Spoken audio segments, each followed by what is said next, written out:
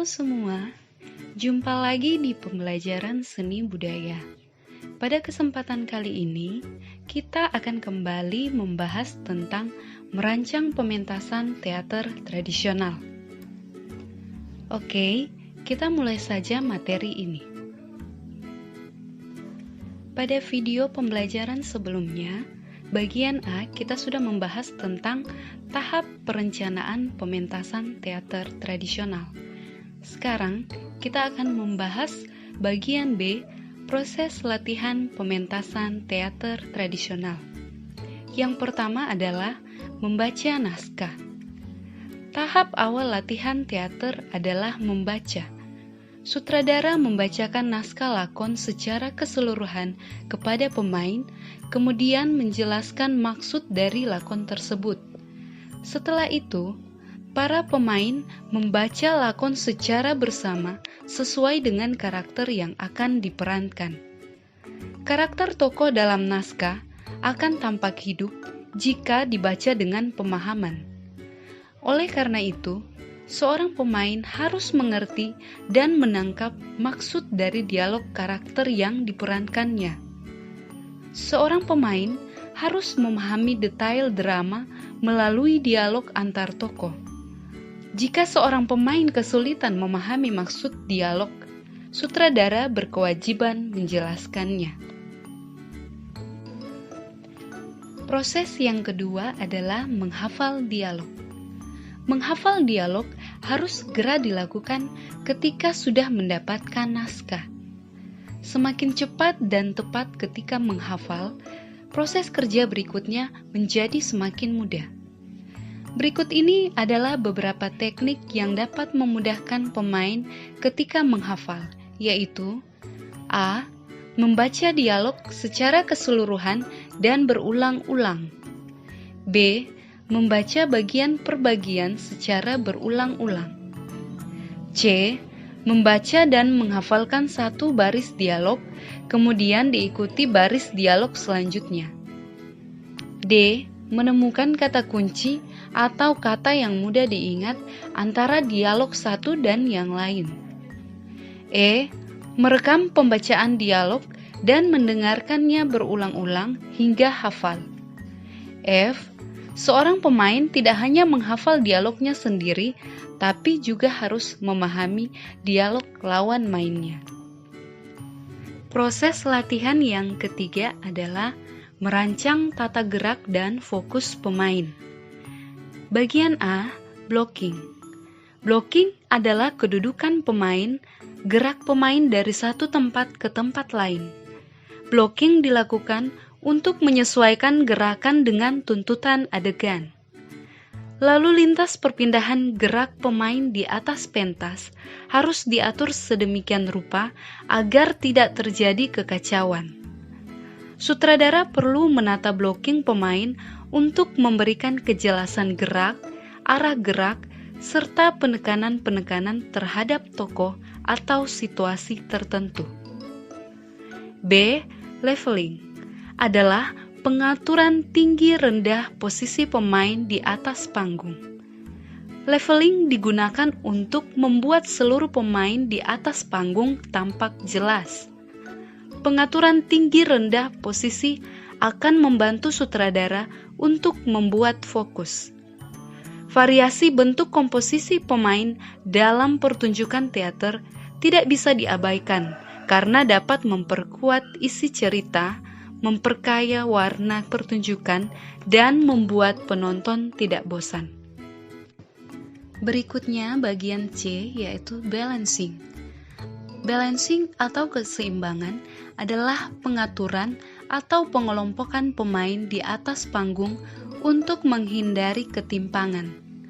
Keseimbangan diperlukan untuk memenuhi ruang dan menghindari komposisi pemain yang berat sebelah. Salah satu ruang yang dibiarkan kosong sementara ruang yang lain terisi penuh akan menimbulkan pemandangan yang kurang menarik. Dan yang keempat adalah fokus.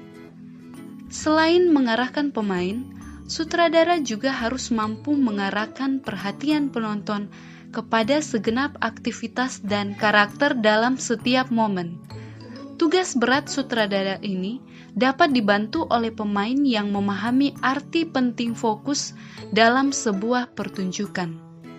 Perhatian penonton dapat difokuskan dengan menjaga agar setiap pemain dapat dilihat dengan jelas dan memanfaatkan ruang panggung sebaik mungkin.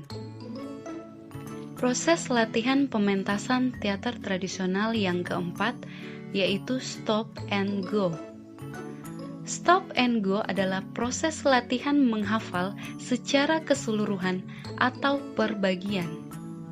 Di tengah proses, sutradara menghentikan sebentar atau stop untuk memberikan penjelasan atau arahan. Kemudian para pemain mengulangi lagi adegan yang sama, go, sesuai arahan sutradara. Teknik ini sangat baik dilakukan agar pemain tidak kehilangan detail karakter yang diperankan. Beberapa hal yang dapat dibenahi dalam proses latihan stop and go adalah sebagai berikut. A. Penghayatan karakter, baik melalui tutur kata maupun ekspresi. B. Blocking pemain yang juga bersesuaian dengan properti atau pemain lain. C. Aksi dan reaksi di antara pemain. D.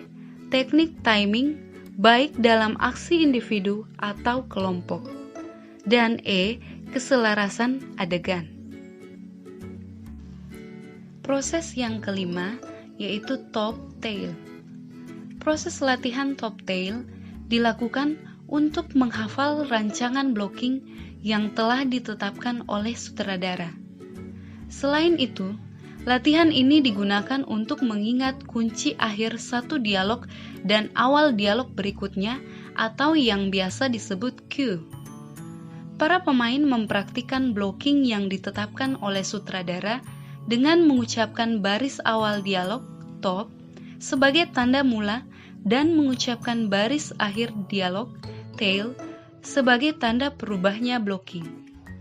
Latihan ini dilakukan berulang-ulang hingga para pemain memahami desain blocking yang telah ditentukan.